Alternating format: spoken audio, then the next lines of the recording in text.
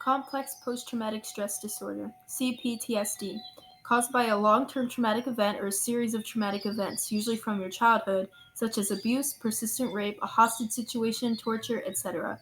It causes severe trust issues, hallucinations, flashbacks, anxiety, memory loss, anger issues, persistent sadness, unimaginable fear. How do I know all this?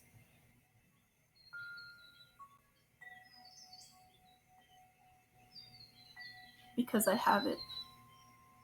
Living with CPTSD is hard, especially because it's not something people can physically see. You have to deal with it alone. It's terrible. The flashbacks, the anxiety, the trust issues, the hallucinations. You feel so alone. It's the little things that set you off. A loud noise, someone raising their hands or voice, a certain smell, anything. It varies depending on what you went through. These triggers cause flashbacks. When you hear flashbacks, what do you think of?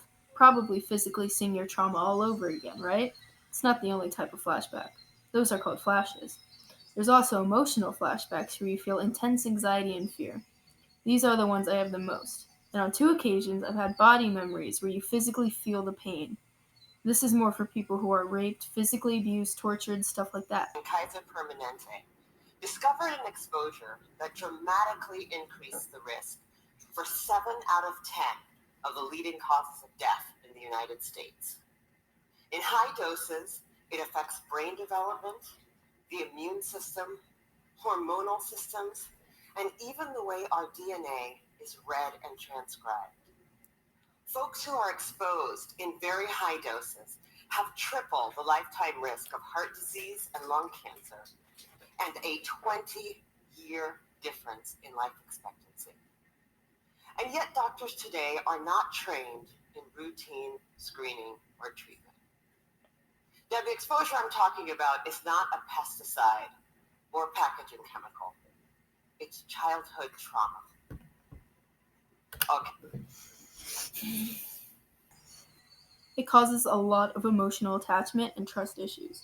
You tend to cling to people, then push them away in fear of getting hurt. It ruins your relationships and it messes with your head. It also makes it easier for you to get hurt again.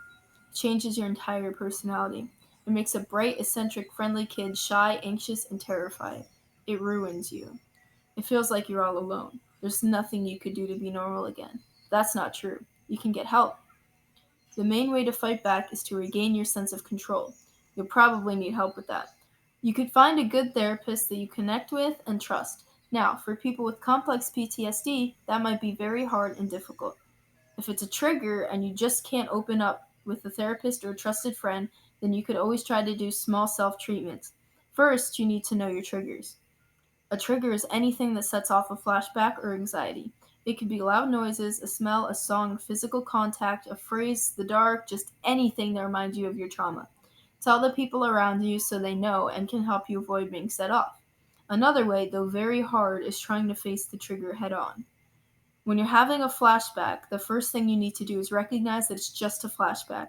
Then you can try breathing techniques, get help, or try the tapping technique.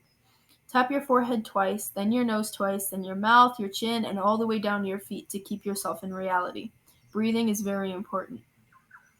Complex PTSD is something that affects you every day. You can't ever really get rid of it. You can make it bearable.